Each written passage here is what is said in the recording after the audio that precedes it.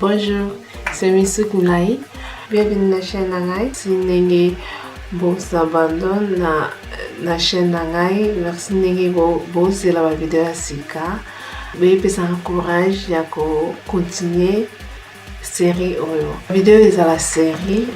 Exactement, la vidéo m'a replacé. Je vais expliquer la condition. Et la série, normalement, la sabino, dingini la sala qui dans ma commune la sala pour ceux qui comme après. Donc chaque vidéo est à un thème d'amour. Alors le thème est à Benduil pour tous en hiver. Climat dans la thème sec et comme ça à peine sous la biseau. Yango il faut naïf faire au méga ça la Benduil pour hydrater sous climat. Mais avant na bando l'accès de na sala Benduil nangai. Dans chaque vidéo, et dans la vidéo, nous avons un conseil très important pour nous connaître Sasuki. Donc, conseil de bourson, où ils ont vraiment un moutoya, ils ont un linga soutenant. Donc, linga soutenant, ils ont leli, ils ont mikuse, ils ont makasi, ils ont lemba, ils ont katana. Donc, linga ils ont sipo. Donc, ce qui omitali na kitalatala ori suki na bonge la kitoko bolinga ngote dans olema na ni na ka ta défriser na mande na défriser na bien. Deuxième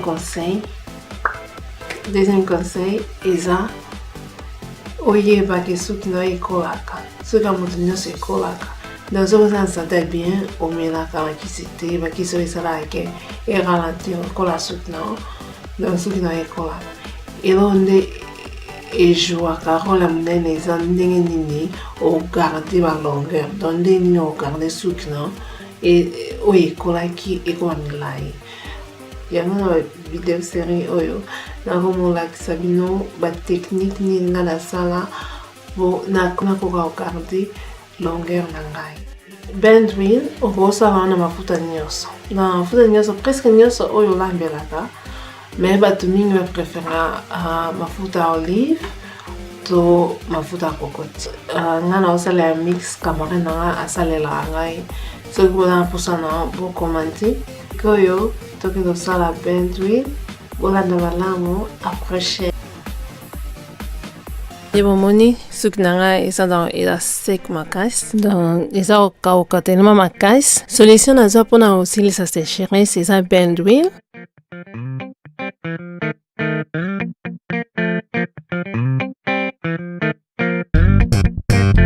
Suki na biso ezalaka facile ya kokata na soki eza sec donc il faut sala très attention et refongola suki il faut sala tendre.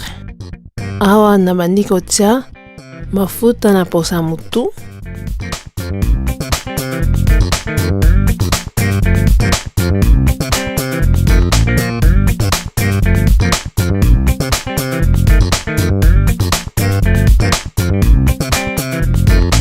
nakaboli suki na nga na ba partie pour faciliter tâche. Donc naotia mafuta na posa mutu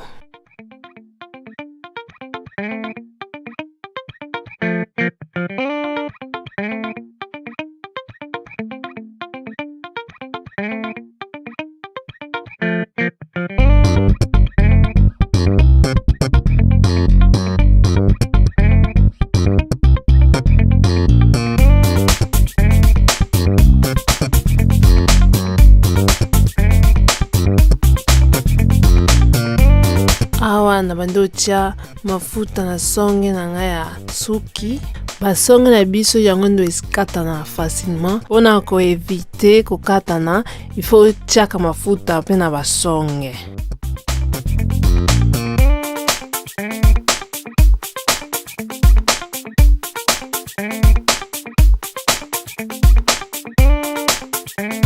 Nazwi parti ya seka naosala ndenge nasali parti wana mosusu mpona mase bien nafongoli suki nyonso po misapi eza capable ya kokota partout. Kobosana bacoin mpe te awa nazotia bacoin na mafuta après na continue komase Massage est très important pour stimuler le col ya suki, donc il faut masser bien.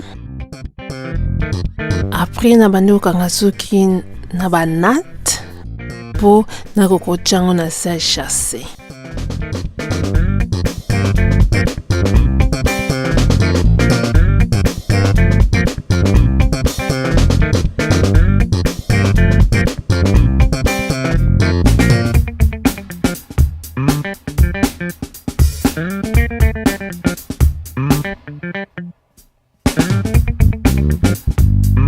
Oh non, tu vas clip na sepo et ça la kesu ke funga mate.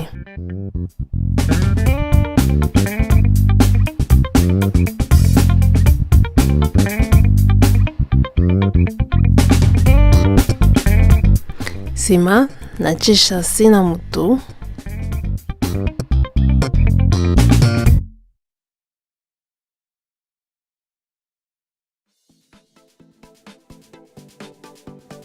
Ocha chasse na inda rolala, mais eza obligatoire te. Ceux qui ont besoin de suki na après kocha huile, il faut ça na moto 15 minutes. C'est ma après on a kosoko. Ningo mesana nango. Ocha shampoing c'est ma osoko yango. Olongoli mafuta na c'est ma ocha bain de crème. C'est ma ocha pommade na. Mais na ocha la mino ma vidéo oyeya eza video ya kosokola suki na laksina nde ninga sokola suki na ngai. Merci de volandi ngai, tomonani lisusu, bye bye.